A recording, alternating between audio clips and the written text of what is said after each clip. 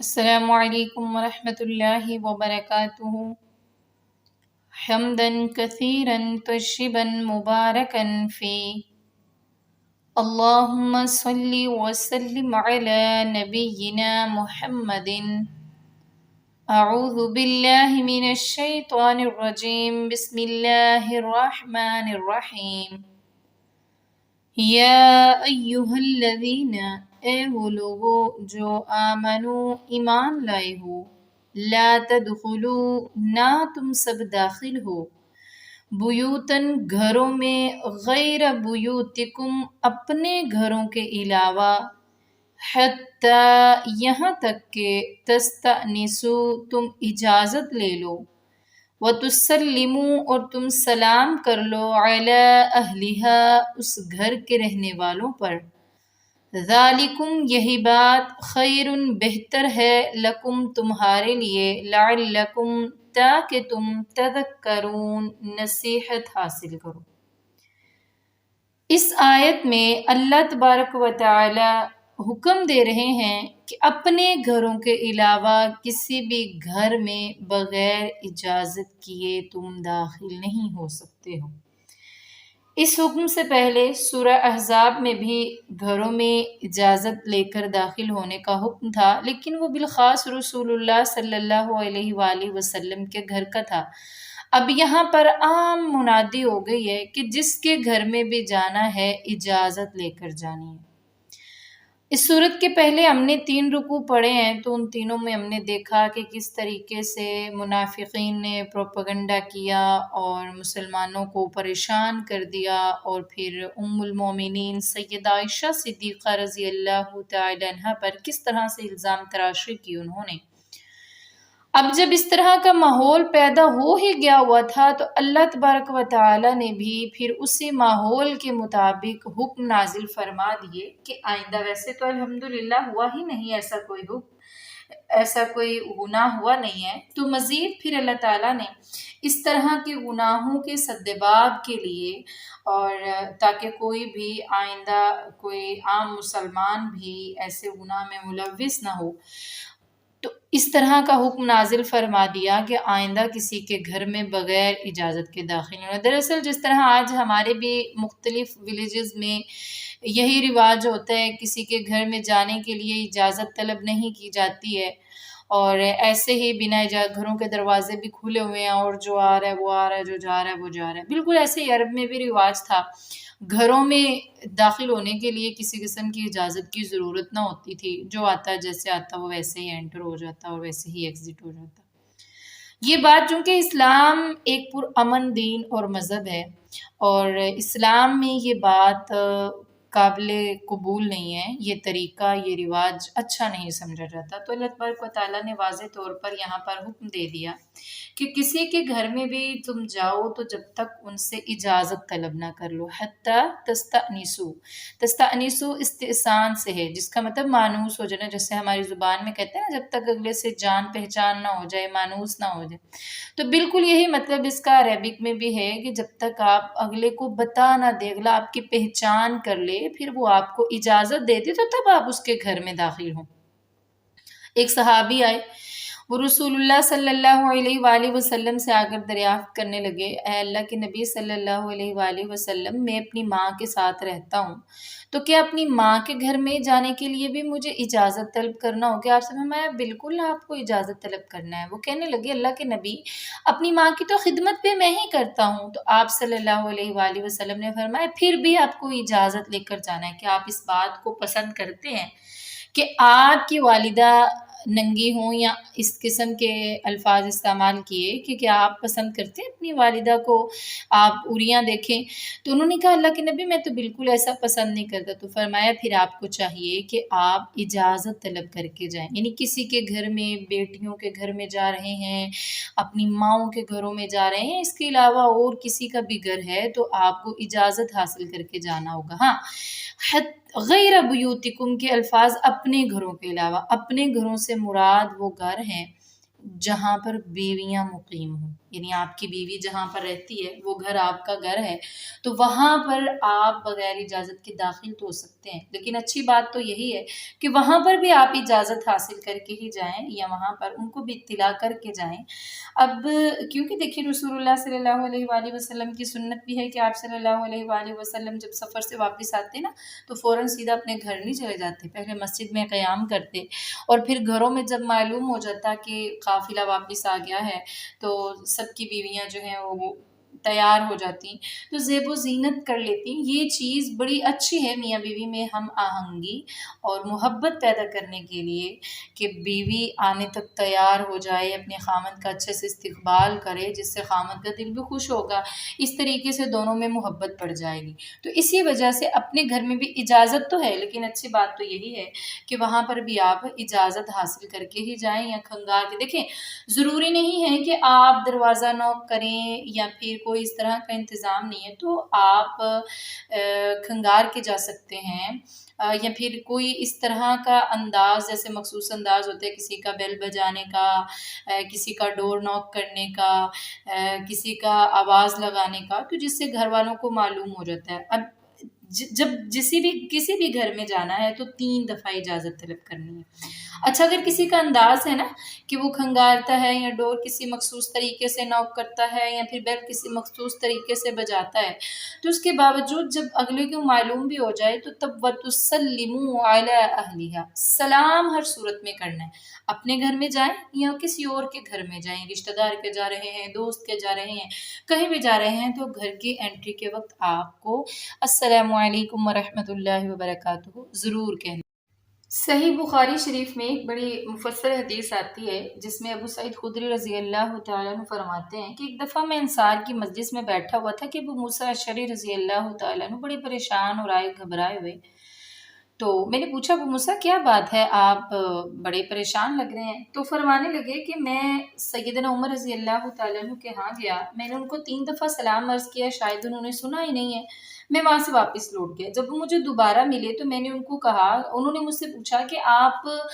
واپس کیوں چلے گئے، آپ نے میرا انتظار کیوں نہیں کیا؟ تو میں نے ان کو بتایا ہے کہ میں نے رسول اللہ صلی اللہ علیہ وآلہ وسلم سے یہ حدیث سنی ہے کہ جب بھی کسی کے ہاں جائیں تو 3 مرتبہ اجازت طلب کریں، یعنی السلام علیکم ورحمۃ اللہ کہیں، اگر اجازت مل جائے تو ٹھیک، نہ ملے تو آپ واپس لوٹ جائیں۔ اب وہ حضرت عمر رضی اللہ تعالیٰ عنہ فرماتے ہیں کہ آپ مجھے اس پر گواہ دیں، اگر گواہ نہیں دیں گے تو آپ کو سزا دی جائے گی۔ تو میں اس وجہ سے بہت پریشان ہوں کہ آپ میں سے کسی نے یہ حدیث رسول اللہ صلی اللہ علیہ وآلہ وسلم سے سنی ہے۔ تو فرماتے ہیں کہ میں نے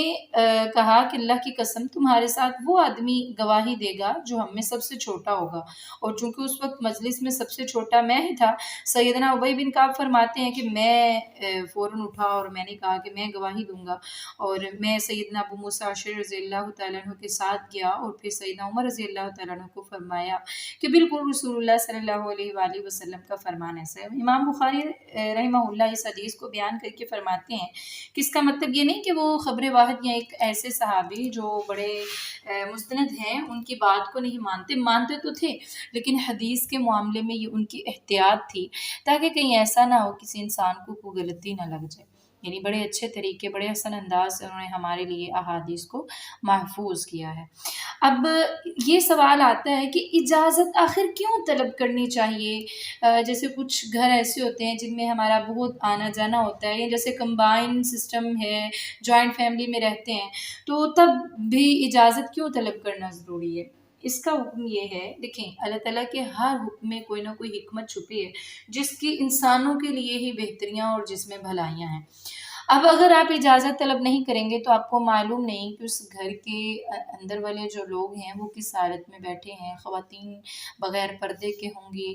جو کہ پردہ کرتی ہیں، یا پھر وہ لوگ کچھ اس سچویشن میں ہوں گے جو آپ سے ملنا پسند نہیں کریں گے، اپنی کسی مخصوص میٹنگ میں ہوں گے، اپنے مخصوص کسی کام میں وہ مغن ہوں گے، تو آپ بنا اجازت کے ان کے گھر انٹر ہو جائیں گے تو ان کو یہ بات اچھا نہیں لگے گی، اور پھر جو ملاقاتی آئے گا، یعنی جو باہر سے اندر آئے گا، جب گھر والے اس کا آنا اچھا نہیں سمجھیں گے تو اس کو بھی ندامت محسوس ہوگی نا۔ تو یہ بات دونوں کے لیے اچھی نہیں ہے، دونوں کے دل میں ایک دوسرے کے لیے ناپسندیدگی آ جائے گی۔ اس لیے بہتر ہی یہ ہے، مسلمانوں میں پیار اور محبت بڑھانے کے لیے اسلام نے اتنا پیارا حکم دے دیا ہے، آپ جائیں، اجازت طلب کریں، مل جائے تو انٹر ہو جائے، نہیں ملے تو کوئی مسئلہ نہیں ہے، آپ واپس لوٹ آئیں۔ اب اجازت طلب کرنا بھی دروازے کے بالکل سامنے کھڑے ہو کر نہیں کرنا ہے۔ دیکھیں، اجازت حاصل کرنے کا اصل مقصد یہ ہے کہ گھر میں بنا اجازت کے آپ کی نظر نہیں جانی چاہیے، اور بنا اجازت کے کسی کے گھر میں جھانکنا بہت ہی برا فعل ہے۔ رسول اللہ صلی اللہ علیہ وآلہ وسلم نے اس کو بہت ناپسند فرمایا، اور فرمایا کہ کوئی بنا اجازت گھر میں دیکھے تو اس کی آنکھ پھوڑ دی جائے، اس پر کوئی گناہ نہیں ہے۔ ایسے ہی آپ صلی اللہ علیہ وآلہ وسلم ایک لوہے کی سلائی سے خارش کر رہے تو ایک صحابی حجرے سے باہر اندر جھانک رہے تھے، تو جب آپ صلی اللہ علیہ وآلہ وسلم باہر تشریف لائے تو انہوں نے بتایا میں وہاں سے دیکھ رہا تھا۔ آپ صلی اللہ علیہ وآلہ وسلم نے فرمایا اگر مجھے معلوم ہوتا تو میں یہ سلائی جو میں نے پکڑی تھی تیری آنکھ میں چبو دیتا، یعنی تیری آنکھ پھوڑ دیتا۔ اب جب اجازت طلب کریں تو بالکل سامنے ہی نہ ہوں، اور یا دروازہ کھلے تو فوراً گھر میں نہیں دیکھنے لگ جائیں، سائڈ پہ کھڑے ہوں، اور جب دروازہ کھلے تو بالکل اپنی نظروں کو جھکا لیں تاکہ گھر میں نظر نہ جائے اور اسلام کی کسی بھی حکم کی نافرمانی نہ ہو۔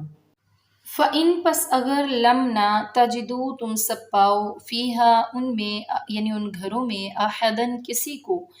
فلا تو نہ تدخلوها تم داخل ہو ان میں، حتی یہاں تک کہ یؤذن اجازت دے دی جائے، لکم تمہیں، وَإِن اور اگر قیلہ کہا جائے، لکم تم سے، رجعو تم سب لوٹ جاؤ، فرجعو تو تم لوٹ جایا کرو، ہوا یہی بات اور یہ واپسی ہونا ہی، ازکا زیادہ پاکیزہ ہے، لکم تمہارے لیے،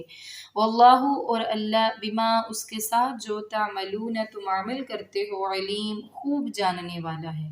اب اس آیت میں حکم دیا جا رہا ہے کہ جب گھر والوں میں سے کوئی شخص بھی گھر میں موجود نہ ہو، اس وقت ہرگز کسی دوسرے کے گھر میں داخل نہیں ہونا چاہیے، کیونکہ اس طرح ایک دوسرے کے متعلق کئی طرح کے شکوک و شبہات پیدا ہو سکتے ہیں، اور الزام تراشی سے بڑھ کر معاملہ تنازع کی شکل اختیار کر سکتا ہے۔ اس سے استثناء کی صورت صرف یہی ہے کہ صاحب خانہ خود ہی کسی ملاقاتی کو اپنے کمرہ وغیرہ میں یہ کہہ کر بٹھا جائے کہ میں تھوڑی دیر میں واپس آتا ہوں، آپ میرا انتظار کریں،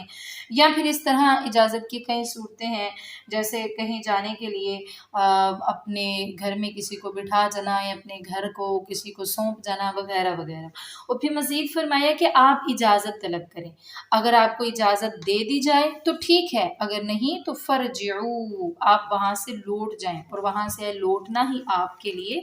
بہتر ہوگا۔ لیسا نہیں ہے علیکم تم پر، جناح کوئی گناہ، ان یہ کہ تدخلو تم داخل ہو،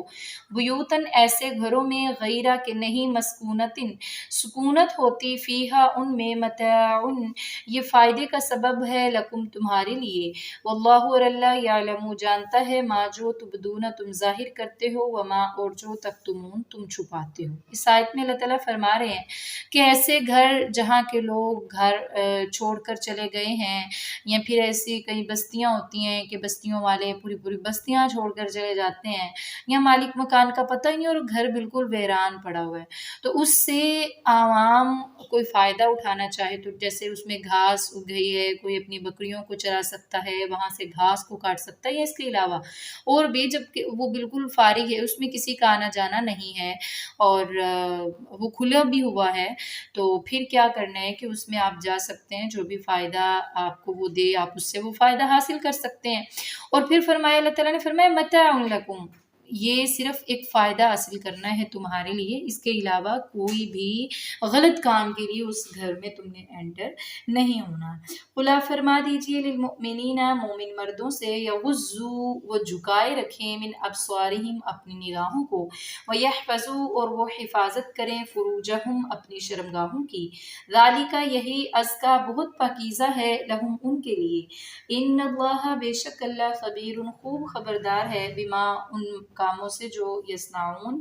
وہ کرتے ہیں۔ وقل اور آپ فرما دیجئے للمؤمنات مومن عورتوں سے، یغضضن کہ وہ بھی جھکائے رکھیں، من ابصارہن اپنی نظریں، ویحفظن اور وہ حفاظت کریں، فروجہن اپنی شرمگاہوں کی، ولا یبدین اور نہ وہ ظاہر کریں، زینتہن اپنی زینت یعنی اپنا بنا و سنگھار، الا مگر ما وہ جو ظاہر ہو، منہا اس میں سے، ولیسربن اور چاہیے کہ وہ ڈالے رہیں، بِخُمُرِهِنَّ اپنی چادریں علی جیوبہن اپنے گریبانوں پر ولا یبدین اور نہ وہ ظاہر کریں زینتہن اپنی زینت یعنی اپنا بناؤ سنگھار الا سوائے لبعولتہن اپنے خامدوں کے او یا آبائہن اپنے باپ دادا کے او یا آبائی بعولتہن اپنے خامدوں کے باپ دادا کے او یا ابنائہن اپنے بیٹوں کے او یا ابنائی بعولتہن اپنے شوہر کے بیٹوں کے او یا اخوانہن اپنے بھائیوں کے او یا بنی اخوانہن اپنے بھتیجوں کے او یا بنی اخواتہن اپنی بہنوں کے بیٹوں کے یعنی بھانجوں کے او یا نسائہن اپنی مسلمان عورتوں کے لیے او یا ما ملکت جن کے مالک ہیں ایمانہن ان کے دائیں ہاتھ او التابعین یا ان نوکروں چاکروں کے لیے جو غیر اولی الاربتی جو بغیر حاجت کے ہیں من الرجال مردوں میں سے او الطفل یا بچوں میں سے الذین وہ جو لم یظہروا نہیں واقف ہوئے علی عورات النساء عورت کی چھپی باتوں سے ولا یضربن اور نہ وہ عورتیں ماریں بارجلہن اپنے پاؤں زمین پر لیعلم تاکہ جان لیا جائے ما وہ جو یخفین وہ چھپاتی ہیں من زینتہن اپنے بناؤ سنگھار سے وتوبوا اور تم سب توبہ کرو الی اللہ تعالیٰ کی طرف جمیعا سب کے سب ایہا المؤمنون اے مومنوں لعلکم تاکہ تم تفلحون کامیاب ہو جاؤ۔ ان آیات میں اللہ تبارک و تعالیٰ نے مومن مردوں اور مومن عورتوں کو نگاہیں جھکا کر رکھنے اور بالخاص رستے میں نگاہیں جھکا کر چلنے کا حکم دیا ہے۔ اب نگاہیں نیچی رکھنے کا یہ مطلب ہرگز نہیں ہے کہ چلتے وقت راستہ بھی پوری طرح سے نظر نہ آئے۔ اس کا مطلب یہ ہے کہ مرد کی کسی غیر عورت پر اور عورت کی کسی غیر مرد پر نگاہ نہیں پڑنی چاہیے، اور اگر اتفاقاً کسی پر نظر پڑ بھی جائے تو فوراً ہٹا لینی چاہیے، جیسا کہ ایک دفعہ رسول اللہ صلی اللہ علیہ وآلہ وسلم نے سیدنا علی رضی اللہ تعالیٰ عنہ سے فرمایا کہ علی پہلی بار کی نظر تجھے معاف ہے، یعنی اگر اچانک اتفاقاً نظر پڑ جائے کسی پر تو وہ تو معاف ہے لیکن بعد کی معاف نہیں ہے، مطلب جان بوجھ کر کسی کو دیکھنا، فوراً نظر نہ ہٹانا تو یہ جائز نہیں ہے۔ بلکہ صحیح بخاری شریف میں رسول اللہ صلی اللہ علیہ وآلہ وسلم کا فرمان محفوظ ہے کہ آپ صلی اللہ علیہ وآلہ وسلم نے فرمایا نظر بازی آنکھوں کا زنا ہے،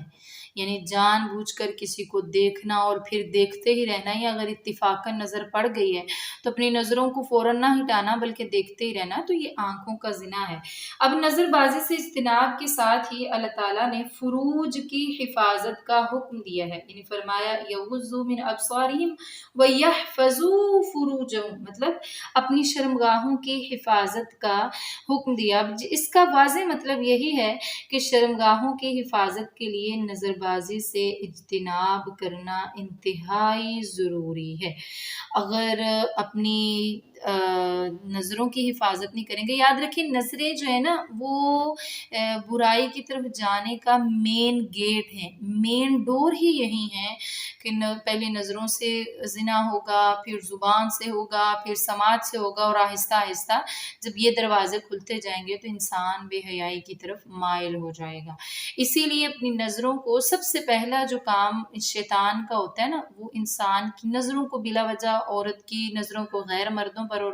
مرد کی نظروں کو غیر عورتوں پر ڈالتا ہے، تو اتفاقاً اگر پڑ بھی جائے تو فوراً ہٹا لینی چاہیے اور اپنی نظروں کی خصوصی حفاظت کرنی چاہیے تاکہ یہ نظریں کسی پر بھی نہ پڑیں اور اس طرح سے برائی کا دروازہ جو ہے وہ نہ کھلے۔ ہاں البتہ نظر یعنی ڈالنا دیکھنے کے لیے اپنی مخطوبہ کو دیکھنے کی اجازت ہے، جیسا کہ رسول اللہ صلی اللہ علیہ وآلہ وسلم نے اپنے ایک صحابی کو بھی فرمایا تھا کہ آپ کی منگنی ہو گئی ہے، یعنی نکاح کے لیے ایک جو سب سے پہلا کام ہے وہ یہی ہے کہ دونوں فریقین کی رضامندی ہو جانا یا پھر ولیوں کی رضامندی ہو جانا۔ تو اس کے لیے رسول اللہ صلی اللہ علیہ وآلہ وسلم کو جب معلوم ہوا تھا، میں کہ آپ نے اپنی مخطوبہ یعنی منگیتر کو دیکھا ہے، تو نے بولا نہیں، آپ صلی اللہ علیہ وآلہ وسلم نے فرمایا آپ دیکھ لیں ان کو، کیونکہ یہ آپ دونوں کے دلوں میں محبت بیدار کرنے کا سب سے بہترین طریقہ ہے. آپ دیکھ لیں ایک دوسرے کو، اگر آپ کو پسند آ جاتا ہے تو پھر آپ نکاح کر لیں. اسی طرح آپ صلی اللہ علیہ وآلہ وسلم نے ایک اور صحابی جنہوں نے آ کر بتایا کہ انصار کی ایک عورت سے میری منگنی ہو گئی ہے، تو آپ صلی اللہ علیہ وآلہ وسلم نے فرمایا آپ اس عورت کو دیکھ لیں، کیونکہ اکثر ان کی نظروں میں کچھ پرابلم ہوتا ہے، آپ اس کو دیکھ لیں. اب بتانے کا مقصد یہ ہے کہ پہلے سے ہی آپ ایک نظر ان کو دیکھیں گے تو معلوم ہو جائے گا کہ یہ میری آنکھ کو بھاتی ہے یا اچھی خاتون ہے یا اچھا دکھتی ہے. تو مزید تو کوالٹیز اس کی پہلے ہی معلوم ہوتی ہیں، صرف چہرہ وغیرہ ہی ہوتا ہے، تو وہ ایک نظر ڈالنے سے اللہ تعالیٰ محبت بڑھا دیتے ہیں. اب اگلی آیت میں دیکھیں کہ وَقُلْ لِلْمُؤْمِنَاتِ يَغْضُضْنَ مِنْ أَبْصَارِهِنَّ وَيَحْفَظْنَ فُرُوجَهُنَّ.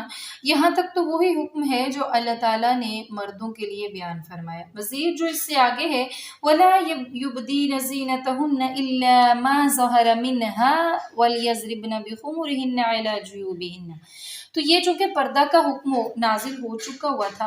اب اس سے کچھ حضرات یہ بات لیتے ہیں کہ دیکھیں عورت کے لیے چہرے اور ہاتھوں کا پردہ نہیں ہے، اس کے علاوہ اپنے پورے جسم کو ڈھانپنا چاہیے عورت کو اچھے طریقے سے. تو اس سے پہلے جو ہم نے سیدہ عائشہ صدیقہ رضی اللہ تعالی عنہ والا دوسرے رکوع میں سارا واقعہ پڑھا، تو اس کی جو مفصل حدیث ہم نے پڑھی اس میں یہ بات واضح طور پر ہے کہ حضرت عائشہ صدیقہ رضی اللہ تعالیٰ عنہ فرماتی ہیں کہ صفوان بن معطل رضی اللہ تعالیٰ عنہ نے حجاب کا حکم نازل ہونے سے پہلے مجھے دیکھا ہوا، یعنی میرے چہرے کو دیکھا ہوا تھا. اب جب وہ آئے تو میرا چہرہ جو ہے وہ ڈھکا ہوا نہیں، یعنی میری چادر میرے چہرے سے ہٹ گئی ہوئی تھی. جیسے ہی انہوں نے انا للہ و انا الیہ راجعون پڑھا تو میں نے فوراً جب میری آنکھ کھلی تو فوراً اپنے چہرے کو ڈھانپ لیا، جو کہ اس بات کی وضاحت ہے کہ عورت کے لیے چہرے اور ہاتھوں کا پردہ ہے غیر محرم مردوں سے بھی. ہاں البتہ اس آیت میں یہ جو حکم دیا جا رہا ہے نا، یہ تو حکم ہے حجاب کی رخصتوں کا، یعنی کن کن پر آپ حجاب اپنے چہرے کو، اپنے ہاتھوں کو اور اپنی زینت کو ننگا کر سکتی ہیں. زینت سے مراد کہ آپ نے جو زیور وغیرہ پہنا ہوا ہے آپ ان کو دکھا سکتی ہیں. تو وہ سارے جو ہیں وہ لِبُعُولَتِهِنَّ، شوہر سے بالکل کسی قسم کا کوئی پردہ نہیں ہے. اور پھر فرمایا او آبائہن، اپنے باپ، پھر اپنے خامدوں کے باپ، ان کے لیے اپنی زیور وغیرہ بھی ظاہر کر سکتی ہیں، باقی چہرے اور ہاتھوں کا پردہ نہیں ہے ان سے. پھر ابنائہن، اپنے بیٹوں سے، خامدوں کے بیٹوں سے، بھائیوں کے بیٹوں سے، بہنوں کے بیٹوں سے، یا ان عورتوں سے جو آپ کی لونڈیاں ہیں، یا پھر وہ نوکر چاکر جن کو عورتوں کے معاملات میں کوئی دلچسپی نہیں ہے، یعنی وہ شہوت وغیرہ کی نگاہ سے نہیں دیکھتے، نہ ہی ان میں اس طرح کے. اب یہ کم سنی یعنی بچپن کی وجہ سے بھی ہو سکتا ہے، تھوڑی عمر کے جو بچے ہوتے ہیں تقریباً 10-11 سال کے بچے، یا پھر وہ مرد جو بوڑھے ہو چکے ہوئے ہیں، تو تب بھی ہو سکتا ہے کہ بزرگ ہیں، اب ان کی اس طرح کے تمام خواہشات مر چکی ہیں، یا پھر ایسے نوکر چاکر کے جو بالکل عورتوں میں رغبت رکھتے ہی نہیں ہیں، یعنی وہ نامرد ہیں، ان کو اس طرح کی شہوت سے ان کا کوئی تعلق نہیں ہے. تو ان پر بھی وہ اپنے چہرے اور ہاتھوں کو، چونکہ ان کا بار بار آنا جانا گھر میں لگا رہتا ہے نا، تو اس صورت میں ان پر اپنے چہرے اور ہاتھوں کو وہ ظاہر کر سکتی ہیں. اس کے علاوہ جتنے بھی لوگ ہیں جو غیر محرم ہیں، ان سے اپنے چہرے اور ہاتھوں کا، پوری باڈی کے ساتھ ساتھ چہرے اور ہاتھوں کا پردہ بھی لازم ہے. اور پھر فرمایا وَتُوبُوا إِلَى اللَّهِ جَمِيعًا أَيُّهَا الْمُؤْمِنُونَ لَعَلَّكُمْ تُفْلِحُونَ. اس سے پہلے جو ہو چکا اس کے لیے توبہ کریں اور اللہ کی طرف رجوع کریں اے مومنوں، تاکہ آپ دنیا اور آخرت کی کامیابیاں اور بھلائیاں حاصل کر سکیں.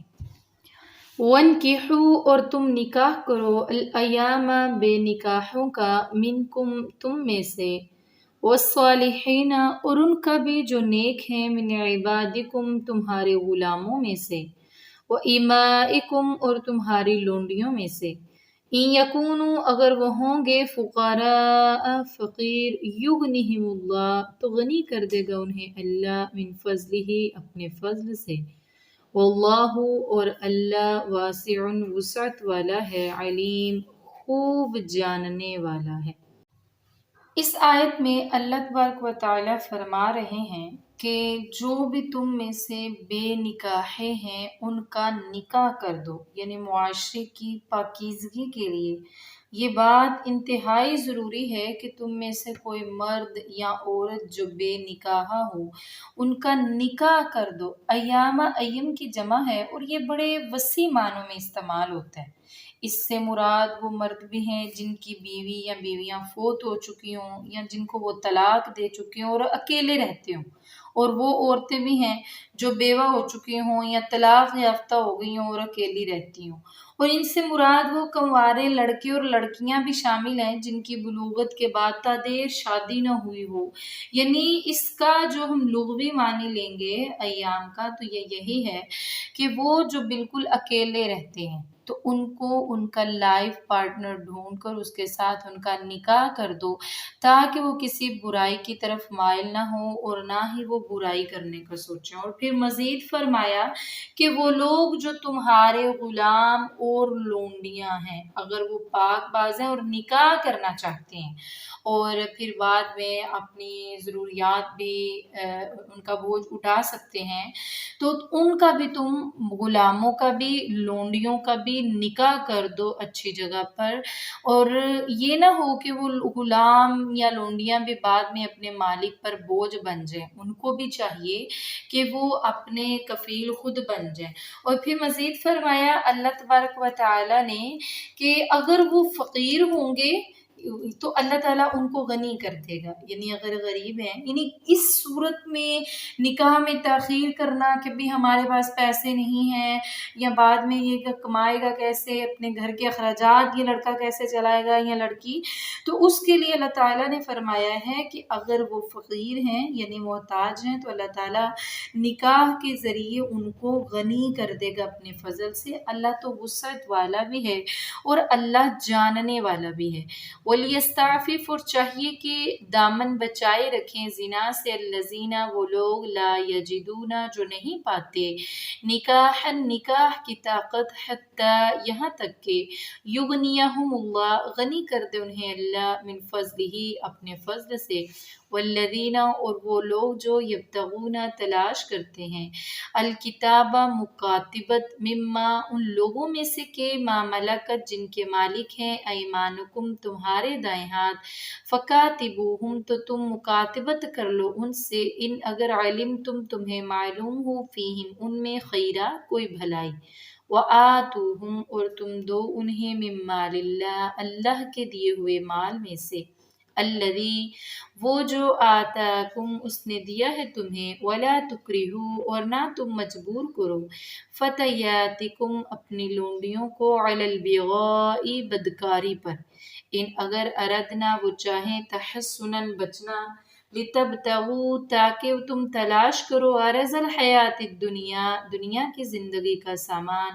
ومن اور جو کوئی یکرہن مجبور کرے گا انہیں، فإن اللہ تو بے شک اللہ من بعد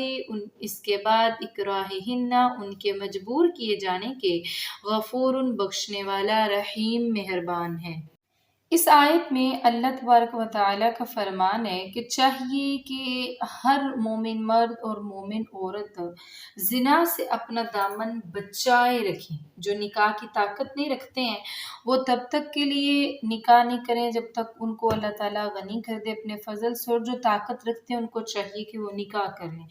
بلکہ حضرت عبداللہ بن مسعود رضی اللہ تعالیٰ عنہ فرماتے ہیں کہ ہم کچھ جوان تھے جو رسول اللہ صلی اللہ علیہ وآلہ وسلم کی خدمت میں رہتے تھے اور نکاح کے لیے ہمارے پاس کچھ نہیں تھا، تو آپ صلی اللہ علیہ وآلہ وسلم نے ہمیں ارشاد فرمایا کہ اے نوجوانوں کی جماعت، جو تم میں سے شادی وغیرہ کی استطاعت رکھتا ہے اس کو چاہیے کہ وہ نکاح کر لے، کیونکہ نکاح نگاہ کو نیچی رکھنے اور شرمگاہ کی حفاظت کے لیے خوب چیز ہے، اور جو اس کی طاقت نہیں رکھتا اس کو چاہیے کہ وہ روزے رکھے، روزے اس کی شہوت کو ٹھنڈا کرنے کے لیے ڈھال کا کام دیتے ہیں۔ اسی طرح سعد بن ابی وقاص رضی اللہ تعالیٰ عنہ فرماتے ہیں کہ رسول اللہ صلی اللہ علیہ وآلہ وسلم اگر عثمان بن مظعون رضی اللہ تعالیٰ عنہ کو بالکل علیحدہ رہنے کی اجازت دے دیتے نا تو پھر ہم سارے خسی ہو جاتے اور کبھی بھی نکاح کی رغبت نہ رکھتے۔ اب نکاح کر لینے سے، شادی کر لینے سے مراد جو پچھلی آیت میں ہم نے پڑھا کہ اگر وہ فقیر ہوں گے تو اللہ تعالیٰ ان کو غنی کر دے گا اپنے فضل سے، اس سے مراد ہرگز یہ نہیں ہے کہ جو بھی غریب ہے وہ اٹھے نکاح کرے اور امیر ہو جائے گا، ایسا نہیں ہے۔ البتہ کچھ اسباب ہیں، اگر آپ نکاح کرتے ہیں تو ایسا بھی ہو سکتا ہے کہ جو آنے والی ہو وہ اتنی ہنرمند ہو کہ کوئی نہ کوئی ہنر آپ کو سکھا دے، یا نکاح کی وجہ سے کوئی ایسا سبب پیدا ہو جائے کہ لڑکی کے گھر والے آپ کو کسی جاب پہ رکھوا دیں یا کوئی جاب دلوا دیں۔ اسی طرح معاشرے میں کچھ لوگ دیکھیں کہ اب تو اس کی شادی ہو گئی ہے، چلو غربت تھی پہلے جیسے بھی رہتا تھا، اب اس کی شادی ہو چکی ہے، اب مطلب محلے کے لوگ ہی کوشش کریں اور اس کو کوئی جاب دلوا دیں۔ تو یہ ہے یعنی کچھ اسباب کا پیدا ہو جانا۔ اور ادھر جو رسول اللہ صلی اللہ علیہ وآلہ وسلم نے فرمایا، یعنی جو بھی حدیث آپ سے بیان کی، تو اس کا مطلب یہ ہے کہ جس کے پاس تھوڑی بہت استطاعت ہے وہ نکاح کر لے، اللہ تبارک و تعالیٰ اس کے نکاح میں برکت بھی ڈالیں گے اور مزید اس کو غنی بھی کر دیں گے۔ اسی طرح وہ آتا ہے کہ ایک صحابی رسول اللہ صلی اللہ علیہ وآلہ وسلم کے پاس آئے، آ کر اپنی غربت کا شکوہ کیا تو اللہ کے نبی نے فرمایا نکاح کر لیجئے۔ اسی طرح کرتے کرتے جب 3 نکاح ہو گئے تو ایک دن آئے تو بڑے خوش و خرم، تو آپ صلی اللہ علیہ وآلہ وسلم نے پوچھا تو بتانے لگے جو آئی ہے نا وہ کھجور کے تنوں سے چٹائیاں بننا جانتی ہے، اس نے مجھے بھی، میری پہلی دونوں بیویوں کو بھی چٹائیاں بننا سکھا دی ہیں، اب ہم سب مل کر یہ کام کرتے ہیں تو اللہ کا شکر ہے، اللہ تعالیٰ نے بہت رحمتوں سے نوازا ہوا ہے۔ یعنی اس طرح کے اسباب پیدا ہو جانا ایک علیحدہ چیز ہے، اور کبھی نہیں بھی ہوتے ہیں تو پھر رسول اللہ صلی اللہ علیہ وآلہ وسلم نے فرمایا جس کے پاس بالکل کوئی وسائل ہی نہ ہو اور وہ سمجھتا ہو کہ آئندہ زندگی میں اس کے پاس وسائل ہوں گے بھی نہیں، تو جب تک اللہ تعالیٰ اس کو غنی نہیں کر دیتا تب تک وہ کیا کرے، روزے رکھے، کیونکہ یہ روزے جو ہے وہ شہوت کے مقابلے میں ایک ڈھال کا کام ادا کرتے ہیں اور انسان برائی اور گناہ کے کاموں سے بچتا رہتا ہے، یہ انسان کی شرمگاہ محفوظ ہو جاتی ہے۔ اور پھر مزید فرمایا کہ وہ لوگ جو مکاتبت کرنا چاہتے ہیں، یعنی غلام، چونکہ غلام لونڈیوں کا تصور اب نہیں ہے اور نہ ہی رکھنا جائز ہے، تب تھا لوگ رکھتے بھی تھے، تو تب اللہ تبارک و تعالیٰ نے فرمایا کہ جو غلام مکاتبت کرنا چاہتا ہے، اب مالک پر فرض ہو جاتا ہے کہ جب اس کا غلام مکاتبت کرنا چاہے تو وہ اس کی اس ریکویسٹ کو قبول کرے، یعنی اختیار نہیں دیا گیا مالک کو کہ وہ چاہے تو قبول کرے چاہے نہ کرے، اس پر فرض ہو گیا کہ وہ ہاں البتہ اگر مالک اپنے غلام میں اس طرح کی چیزیں دیکھتا ہے کہ اگر میں اس کو آزاد کر دوں گا، اس سے مکاتبت ہوتا ہے یعنی طے کر لینا، لکھ لینا کہ میں اتنے وقت میں آپ کو اپنی قیمت ادا کر دوں گا، پیسے ادا کر دوں گا، آپ مجھے اس کے بدلے میں آزاد کر دیں گے۔ اب مالک دیکھتا ہو کہ اگر اس کو آزاد کر دیا جائے تو یہ معاشرے میں غلط کام کرے گا، برائی کو ترویج دے گا، لڑائی جھگڑے کرے گا،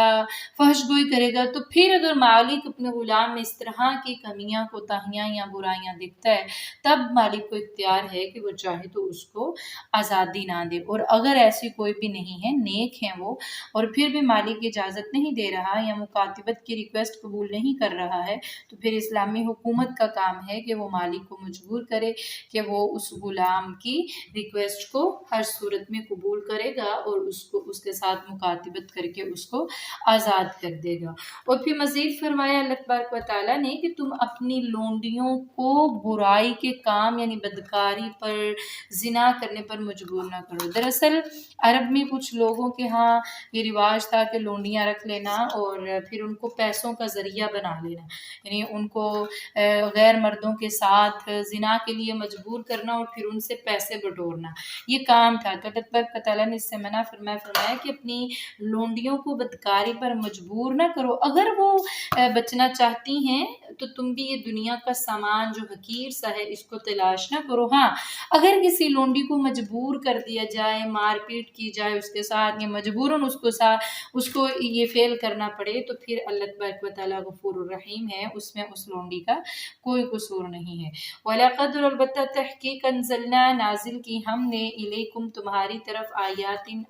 مبینات واضح واضح، ومثلاً اور کچھ کچھ مثال من الذین ان لوگوں کی جو خلو گزر چکے ہیں من قبلکم تم سے پہلے وموعظۃ اور نصیحت للمتقین پرہیزگاروں کے لیے۔ اللہ تبارک و تعالیٰ بیان فرما رہے ہیں کہ ہم نے